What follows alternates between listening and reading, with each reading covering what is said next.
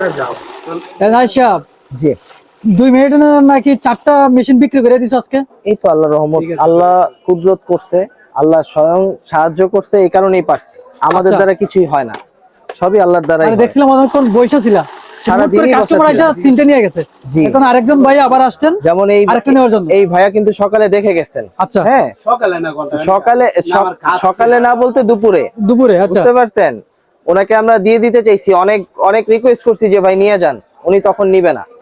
কথা বুঝতে পারছেন? এখন আবার রবের মহিমায় আবার চলে আসছে, মানে রিজিক কারে কয় রিজিক ঘুরে ফিরে আবার চলে আসছে। এই যে আমি আপনাকে বলি আজহার ভাই, এই যে এখানে দাঁড়ায় যে ছেলেটা কথা বলতেছে না, জি ভাই, এই ছেলেটার মতন অনেক পং লং কিছু লোক ছিল যারা আজকে ভাব নেয়া চলে গোলাম রাব্বির সাথে চইলা, তারা কি হইছে? দামি হইছে। দামি হয়ে তারা এখন পং লং কইরা চলে, কিন্তু গোলাম রাব্বির ভ্যালু তাদের কাছে মনে করেন কম। তাহলে আল্লাহ কি তাদেরকে ভালো রাখবে?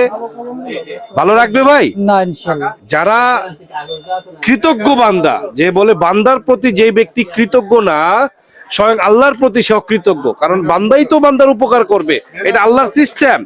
তো বান্দা যখন বান্দার উপকার করে, বান্দার উপর আগে কৃতজ্ঞ হতে হবে, অবশ্যই তারপরে আল্লাহর উপর কৃতজ্ঞ হতে হবে।